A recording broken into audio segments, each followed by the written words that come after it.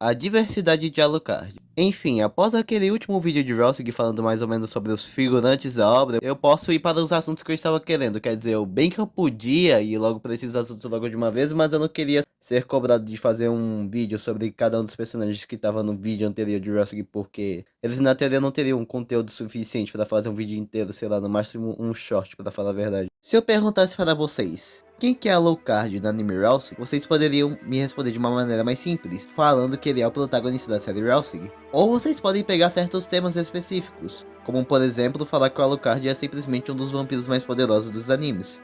Quem sabe desse um ponto de vista diferente para você, telespectador. E se o Alucard não fosse um personagem assim tão simples, e sim fosse um personagem bem variado, para falar a verdade, ao ponto de às vezes você olhar para ele e falar que ele nem é o mesmo personagem em alguns certos momentos.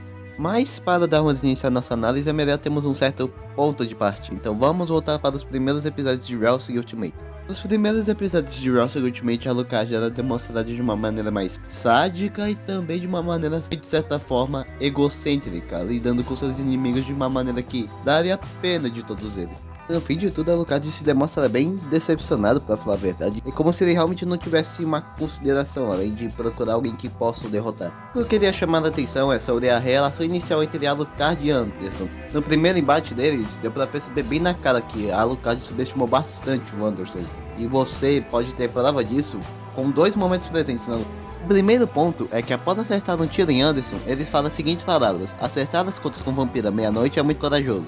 Pena que seja tão estúpido, mas não posso negar que é forte. Neste momento, Alucard já tinha cantado vitória. Ele havia determinado que esse era o fim de Alexander Anderson. Ele era um cara forte, porém frágil o suficiente para morrer com apenas uma bala. Isso também se reflete no segundo ponto dessa análise, que no caso foi o Alucard ter sido pego pelo ataque de Alexander Anderson, porque diferente de outros inimigos como Tubal Canhão Hamada e Luke Valentine, que o Alucard demonstrou um certo ânimo ou uma decepção, o Alucard nesse embate ele realmente ficou surpreso, tanto no OVA quanto no mangá.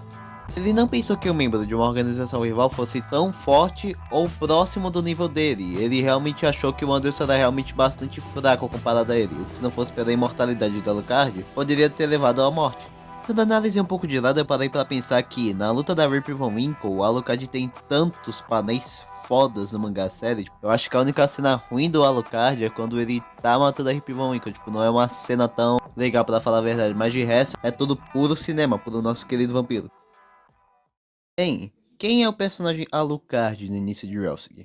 Alucard é um personagem sádico que, apesar de esperar pela força dos seus adversários, não demonstra nenhum pudor aos seus inimigos, demonstrando respeito apenas aos membros da Rousing. Eu sinceramente não gostava muito desse Alucard. Nesse tempo, Alucard junto da Integra pra mim eram geralmente os piores personagens de Rousing, na minha opinião, dentre os apresentados. Mas esse é apenas o ponto inicial de Alucard. Esse é apenas o Alucard no início do anime Rousing, mas será que o Alucard mudou muita coisa ou será que o Alucard permanece sendo o mesmo personagem? E descubra no próximo tópico. Quando o Alucard retorna na guerra em Rousing 8, ele aparece de uma maneira mais diferente. Nós não podemos ver essa diferença com tanta clareza quando ele chega diretamente no lugar, mas podemos ver isso muito bem quando ele assume sua forma de Vlad ao atingir a resistência zero. Ele demonstra uma face mais afetiva e até mesmo aflita, não só pelo jeito que ele tratou as celas, como também seu embate contra o Anderson. No início, Alucard não se importava com seres humanos, agora ele olha para eles e menciona como eles são criaturas fascinantes. No início, Alucard viu Anderson como apenas um simples inimigo da Rousing. Hoje ele vê Anderson como um ideal para causar sua própria morte, um inimigo digno, aquele que estaria no mesmo nível de Abraham Van Helsing. Tira até mesmo uma tristeza genuína ao ver ele abandonando sua humanidade, chorando até mesmo em meio à sua morte, até falando pro Walter de maneira respeitosa sobre como ele abandonou sua humanidade apenas em busca da juventude.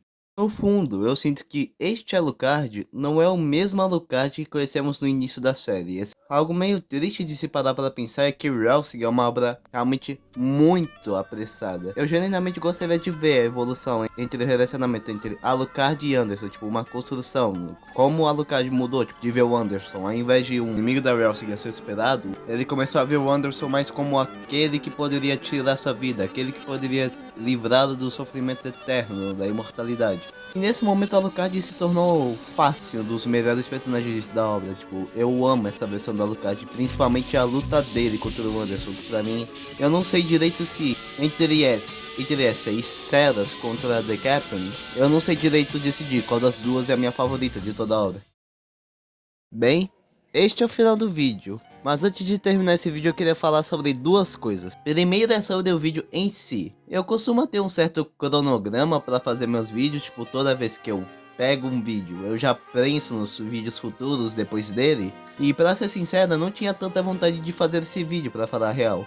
Quer dizer, não é que eu fui obrigado a fazer esse vídeo ou fiz esse vídeo sem vontade, mas é que eu tô tão animado pro próximo vídeo do cronograma que o ânimo pra fazer esse vídeo meio que diminui um pouquinho, pra falar a verdade. Então se você tiver visto esse vídeo até o final, eu espero que você veja o próximo vídeo, principalmente se, sei lá, você gosta de Shumatsu ou algo próximo desse nível. E o segundo é sobre a meta. Como podem ver, nós estamos meio que no final do ano, então vai ser meio complicado, quer dizer, vai ser impossível de bater essa meta, mas quem sabe ano que vem, não é verdade? Vamos fingir que essa meta não aconteceu e essa meta só vai ser pro ano que vem, fechado? Enfim, é isso. Não se esqueça de dar o like no vídeo, de se inscrever aqui no canal, lembrando, essa é apenas a minha opinião.